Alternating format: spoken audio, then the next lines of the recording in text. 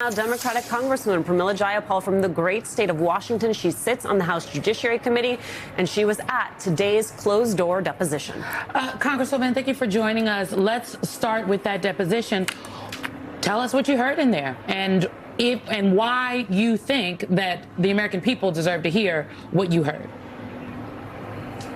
Well, Simone, I can't get into the details of what was said, but what I will tell you is that we understand why Jim Jordan didn't want Jack Smith to testify to the American people, because what Jack Smith had to say was so powerful. He's such a class act, and he was very clear about what his investigation found. He was very clear that he had asked voluntarily to come and testify in public so that the American people could hear what he had to say. And I will tell you that the catastrophic result of the American people not seeing justice be done in this case, not seeing somebody who is trying to overturn an election, not to have a free and fair election, it is really catastrophic for our democracy. And I think Jack Smith's investigation showed that. He was clear over and over again about his experience, about the number of cases that he's tried, that he didn't have any political considerations in this. The American people deserve to hear from him, and it's a sham that Republicans are doing what they've done with Epstein, what they've done with the Venezuela boat strikes. They're trying to hide this from the American people.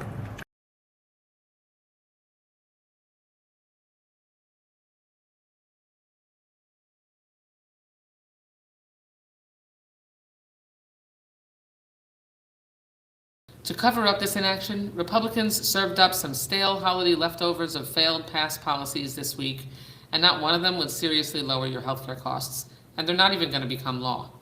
So I don't know what we're going to do. Trying not to panic, trying to have faith and have hope. After today's vote, I don't know about that. I'm hoping that will maybe spur them to work together and compromise and come up with something. And hopefully we can, the Problem Solvers Caucus, of which I'm a member of, is going to meet with a group of United States senators later today to discuss how we could move such legislation if, in fact, we're able to bring it to the House floor. And so I don't know what we're going to do. Trying not to panic, trying to have faith and have hope. After today's vote, I don't know about that. Let's see if he's brave enough. Let's see if he actually has a backbone. Let's see if he can deliver for the American people.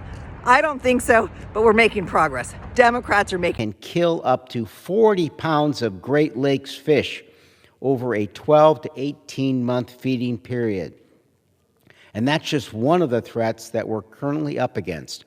Alongside the lamp speech. I believe, too, that there is no place in chilling political satire. So I think what's really happened now, the Democrats really should walk out of that briefing room and apologize to the American people.